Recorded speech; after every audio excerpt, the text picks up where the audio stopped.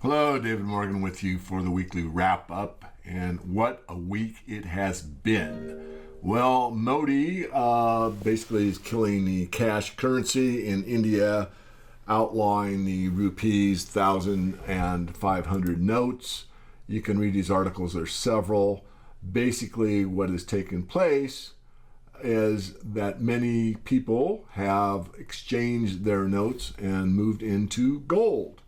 And one of the articles I read stated that there was a pretty good premium over the spot price because people are dumping their rupee notes and exchanging them, and it's pushed the physical gold price up beyond the basic regular markup in the spot market. Something you can investigate. So certainly a very positive for the gold market in India on the physical side.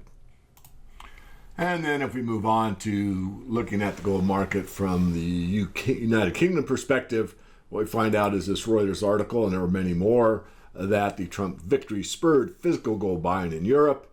And this article and many others talk about, huge increase in the amount of gold purchases. In fact, I think it was Sharps Pixley that announced that they were actually having trouble getting some product.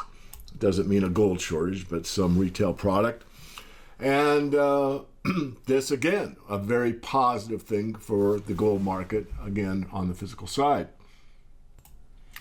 And with the Trump victory, many have referred to it as perhaps a Brexit 2, which means that the exit from, let's say, more of a globalist situation to more of a nationalistic view, which is what happened with the Brexit in the United Kingdom.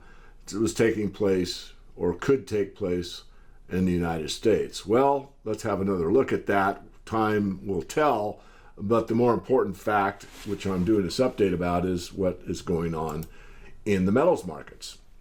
And as we obviously can see, and this is real time, I'm doing this with Kitco, but gold has gotten hit substantially, about 3% down. Silver down $1.25.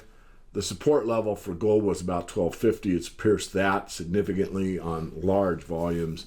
Silver is around the $17.50 level. And of course, platinum palladium also getting nailed today. So a lot of people thought that a Trump victory would be very bullish for gold, and to be totally objective about it, on the victory, it was. In the futures market, the Dow was off about 800 points or so. Gold was up substantially, and that lasted for a matter of hours. Any U.S. types that were making that trade of, say, short the stock market, long gold, certainly if they were smart enough to pull the trigger and lock in profits during what I call the after-hours market, could have done well.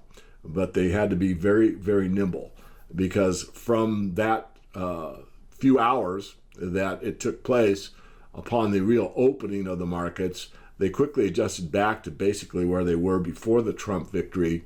And now, as I'm doing this update on Friday midday in the West Coast, we see that the gold and silver markets, the shares as well, have gotten hammered.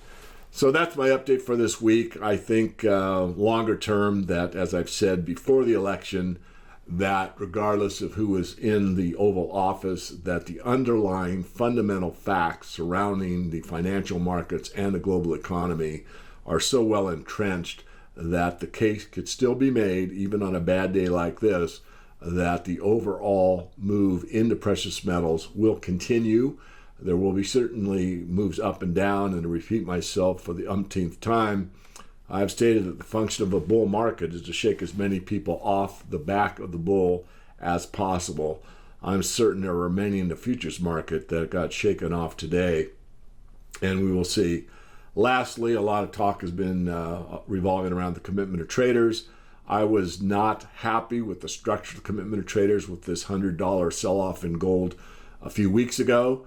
And now that we have this sell-off, we'll have to reanalyze it basis the reporting period coming up next week and perhaps the week after or so, and see if the structure is at a level on the commitment of traders' side for the commercials that would give us confidence that we certainly are in a position to add to positions with a low level of risk. And I will be keeping those updates to our website members.